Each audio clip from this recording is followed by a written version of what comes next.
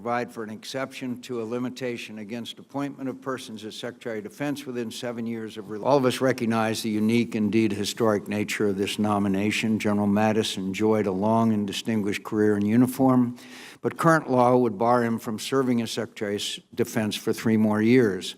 While I strongly support retaining the law, I also believe that our nation needs General Mattis's service more than ever. So after this hearing, the committee will meet to consider special legislation to allow General Mattis to serve as Secretary of Defense.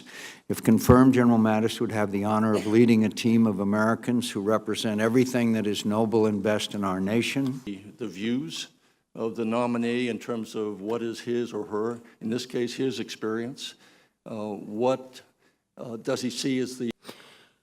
When he assumes office, President Trump will become Commander-in-Chief of our armed forces. I continue to hope that the gravity of the office of the President and the magnitude of the challenge our country faces would encourage him to be more conscientious and thoughtful with his comments.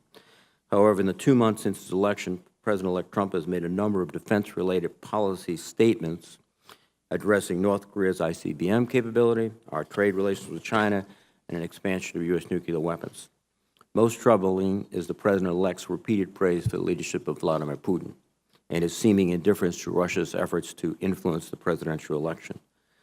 Many have supported the waiver legislation in your confirmation because they believe you will be, to paraphrase Thomas Jefferson, the saucer that cools the coffee. I look forward to hearing how you intend to manage the relationship of the Department of Defense with the NSC and with the President. What does he bring to the table in terms of giving you confidence that... It would be the highest honor, if I am confirmed, to lead those who volunteer to support and defend the Constitution and to defend our people. All my remarks today recognize that it is only with the advice and consent of the Senate that I can be confirmed. I know the senators of this committee are well aware of the many global security challenges we face.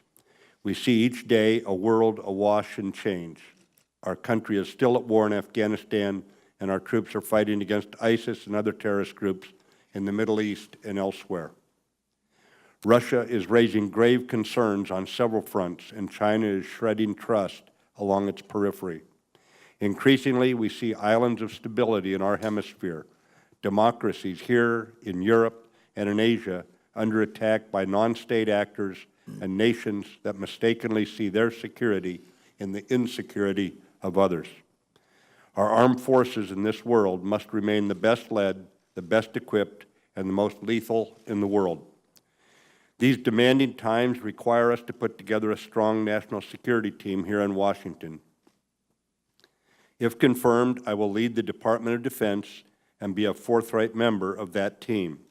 I recognize that I will need to be the strongest possible advocate for military and civilian personnel and their families. I will foster an atmosphere of harmony and trust at the Department with our interagency counterparts and the congressional committees. As swiftly as the President-elect's national security team is confirmed, I will work to make sure our strategy and military calculus are employed to reinforce traditional tools of diplomacy, ensuring our President and our diplomats negotiate from a position of strength. And someone we used to call governor and now proudly call senator. Nice to